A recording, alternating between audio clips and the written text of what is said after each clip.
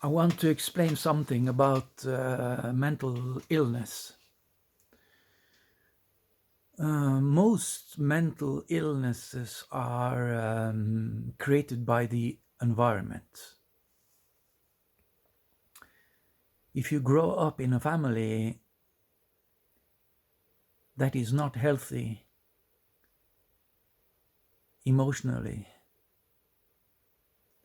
and mentally, you are very likely to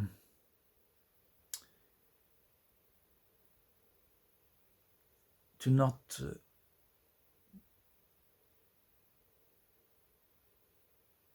turn into a normal human being. You are going to have issues. Um, in our society, we are a result of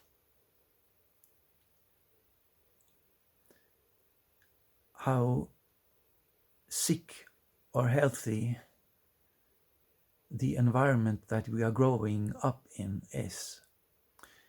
I'm Norwegian, and the rate of suicides in Norway is very high. In Japan, it's higher. In Italy, it's very low. And one of the explanations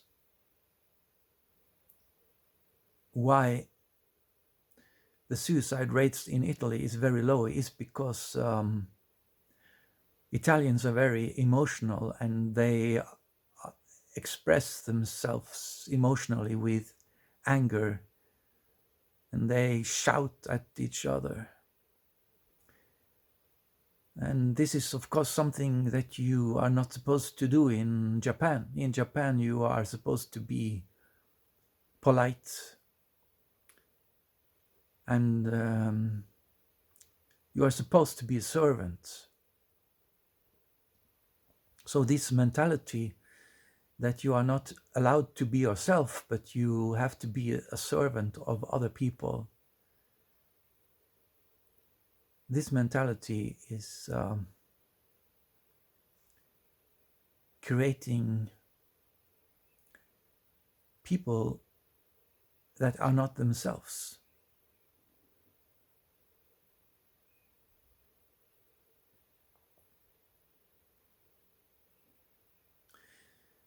And when you live in a society that is sick, if your boss is a psychopath and he's making your workplace a hell, how can you understand what is going on in that workplace unless you go mad yourself? How can you look into madness without being mad?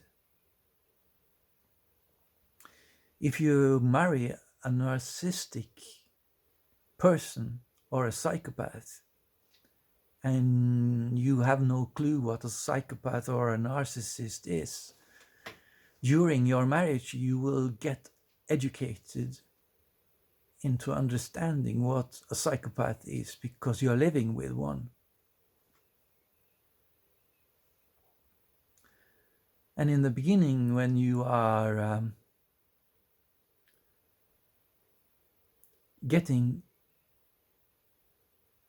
to know this person,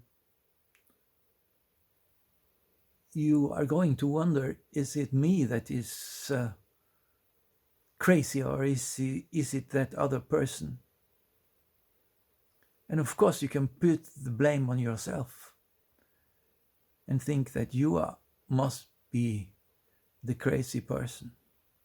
The advantage of suggesting that you are the crazy person is that if it's you, at least you are you will be able to examine yourself because you are accessible to yourself. You can look inside yourself and you can examine yourself, investigate yourself to see if you are the one that is crazy. And at the end of this investigation, hopefully for you, you realize that you are not the crazy one. And then what do?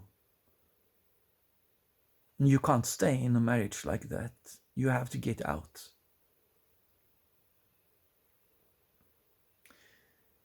When we vote on politicians and they are psychopaths, we give them power over us. We have to stop voting on psychopaths. I think it would be a quick solution to a lot of our problems if no one voted anymore. I have not voted for 15 years. I don't vote on psychopaths. They call it democracy. And I say that democracy is the right to choose what psychopath you want to vote on. But it's just insanity. In fact, we have to decide what these psychopaths are for. They sure are educating us now because they are pushing us and forcing us into these madness, and we are forced to face it, look at it, and understand it. So in this manner, these psychopathic leaders that we have, they are educating us about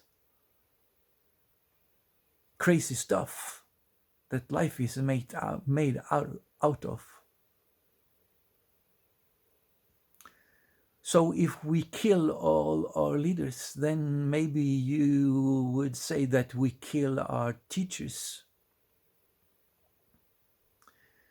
We need demons because demons teach us valuable lessons about life.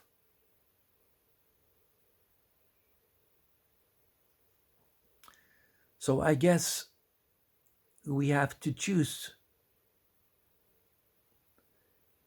whether we are going to let these psychopaths kill us or if we are going to kill them.